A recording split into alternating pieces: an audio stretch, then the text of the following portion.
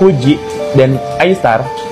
Di akhir tahun ini Aisar akan membawa keluarganya dan Fuji akan konten lagi sama Aisar, walaupun sekarang lagi deket-deketnya sama Mas Vero.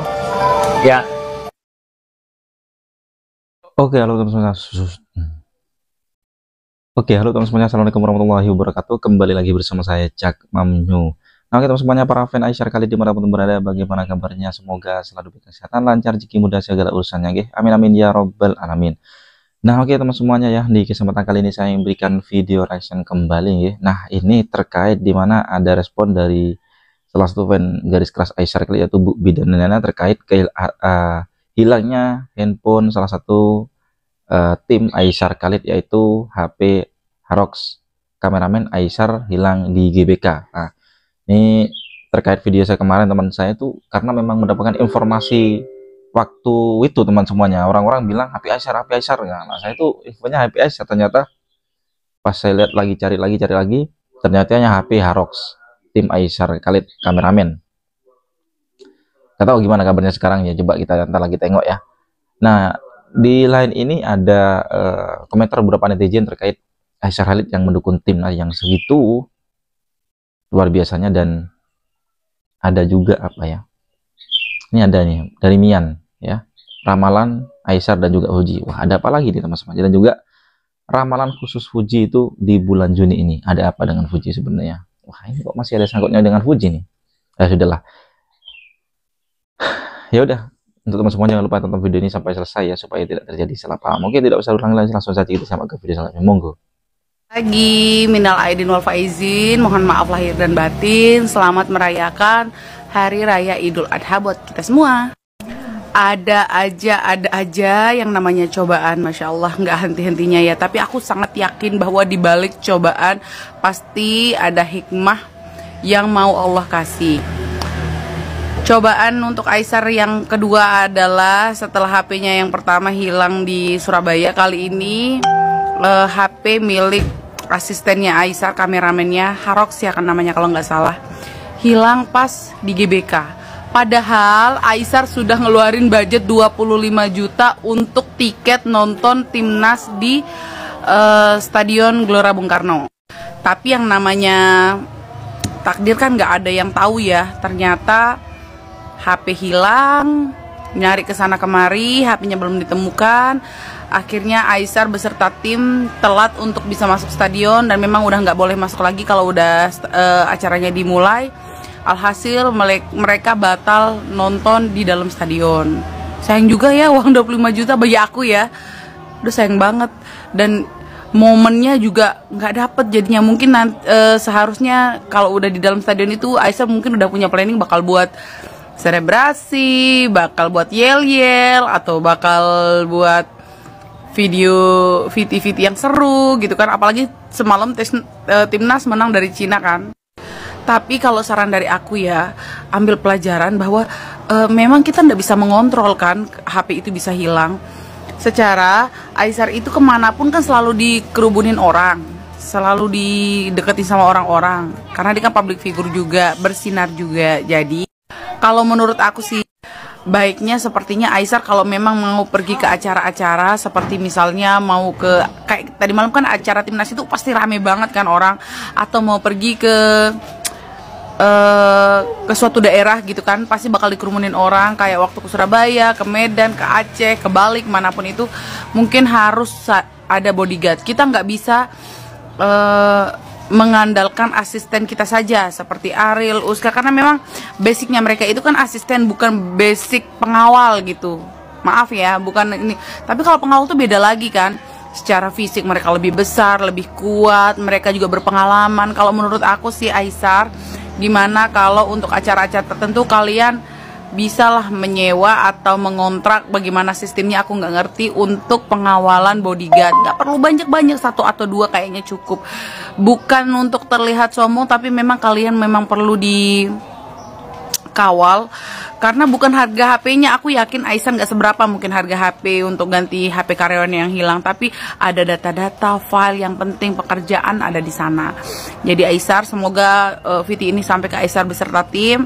Aku saranin deh kalau ada acara-acara besar, kalian pakai bodyguard aja, pakai pengawalan ya, biar aman. Karena ini bukan sekali dua kali yang Aisyar barang-barangnya hilang waktu di Palembang, terus belum lagi di Surabaya, terus tadi malam di GBK.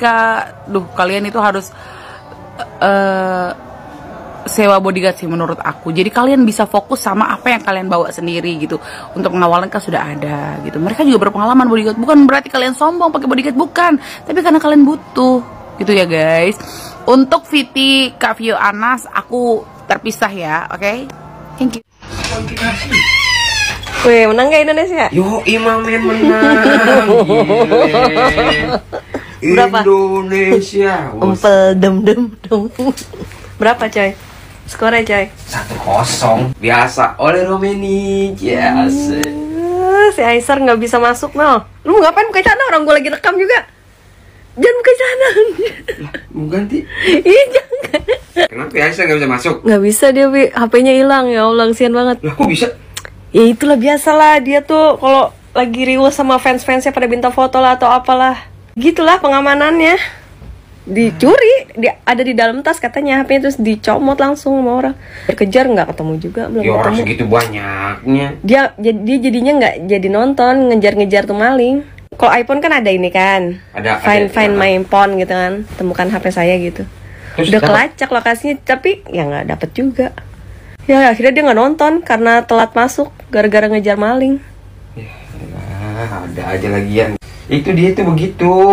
Masih apa ya, kalau udah lagi ketemu orang begitu banyak yang Belum ngefans tahu sama dia situasi di sini ya. Iya. Aduh. Di sini tuh nggak boleh lengah dikit. Apalagi kalau bawa tas tuh jangan di samping, di depan gitu loh. Kasian banget dah. Udah sih, kan udah dapat 26 miliar ya Ellen yang...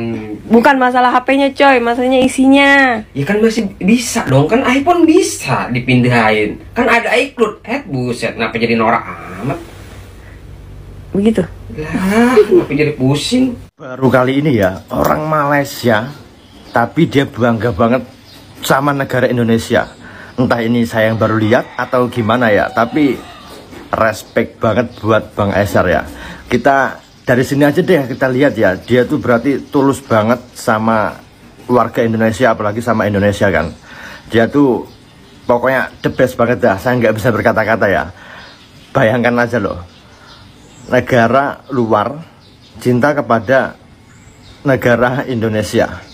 Terima kasih buat Bang Aisyar dan buat warga penduduk Malaysia juga, terima kasih banyak ya semuanya.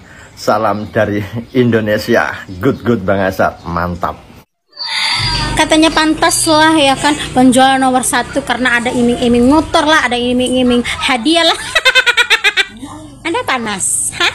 Mulai panas, mulai membara hati Anda, mulai, iya. Itu namanya strategi bisnis sayang. Ya? Ada tuh yang lain iming-iming dengan hadiah-hadiah tapi nggak pernah jual. Ada tuh yang jual yang lain tuh iming-iming dengan hadiah-hadiah tapi nggak pernah nomor 1, ya kan?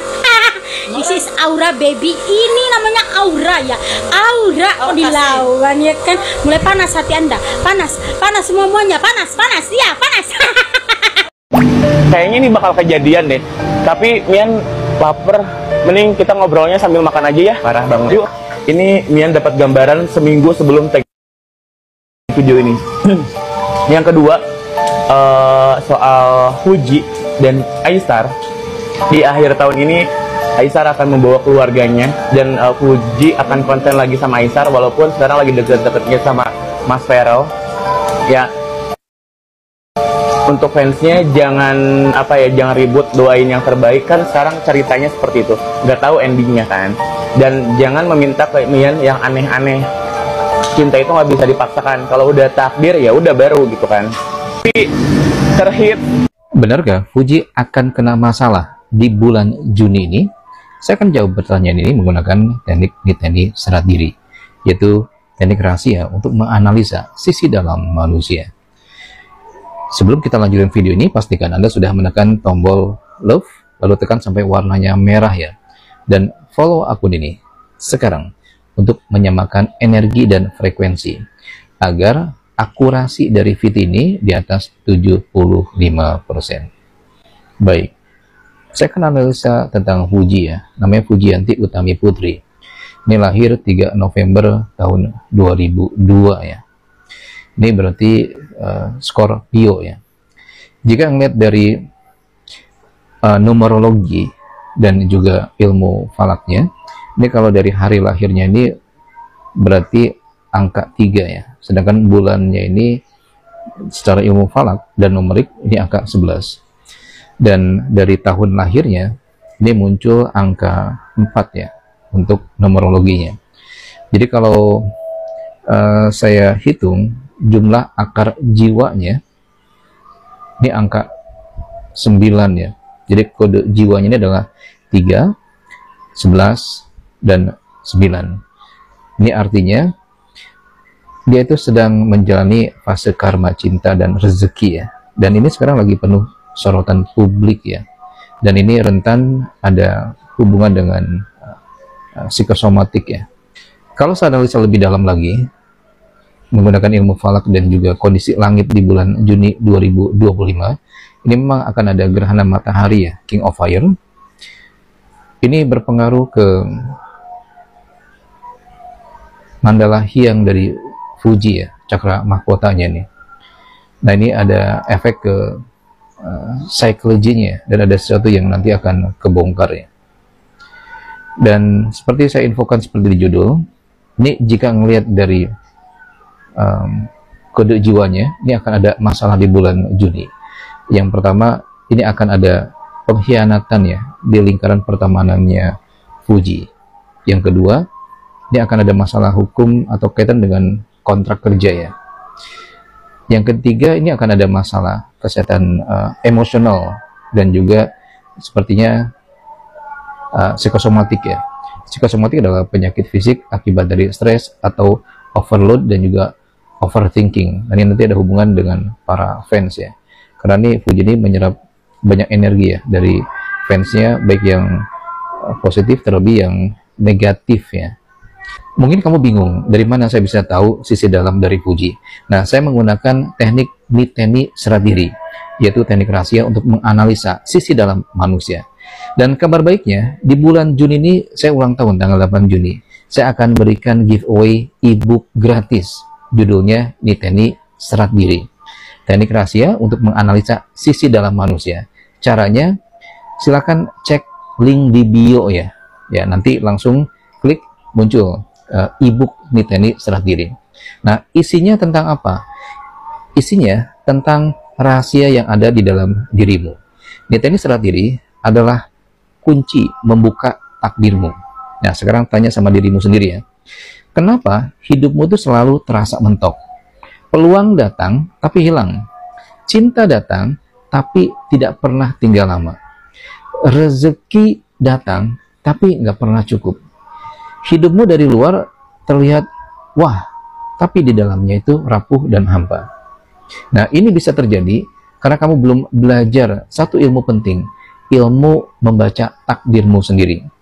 Dan ini tidak akan pernah diajarkan oleh guru di sekolah. Dan ini juga tidak akan dibagikan oleh motivator manapun.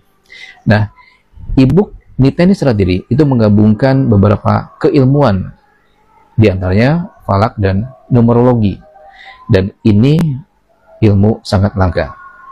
Jadi, kamu harus jawab, kenapa hidupmu masih begini-begini aja? Kenapa bisnis stagnan, cinta gagal, dan kamu merasa seperti tidak pernah cukup? Ini sekali lagi terjadi karena kamu belum pernah baca takdirmu sendiri. Belum pernah buka kunci dalam dirimu yang selama ini terkunci rapat. Nah, saya Ridwan Sang, founder Niteni Serat Diri, dan juga penulis ebook Niteni Serat Diri. Saya akan kasih giveaway ya, gratis. Nah, oke teman semuanya, para fan Aisyar Khalid dimanapun berada, dan juga beserta fansnya Fuji pasti ini sini ya. Jadi itulah barusan video reaksinya bisa sajikan terkait di mana respon dari Bu Bidanena dan juga Bang Botak dan juga para netizen terkait Aisyar Khalid yang berada di GBK kemarin teman semuanya ya. Dan juga ada ramalan dari Simian antara Fuji dan Aisyar akan collab ya, katanya begitu. Aduh, apalah. Dan juga ada ramalan yang terakhir untuk si Fuji teman, ada 3 masalah yang akan menghampirinya ya, semua tidak terjadi apa-apa lah ya. Bagaimana tanggapan teman semuanya para fan Aisyar dan juga fan Fuji dengan adanya videonya? Yuk komen di bawah sini ya. Sampai bertemu di video selanjutnya. Saya akhiri, wassalamualaikum warahmatullahi wabarakatuh.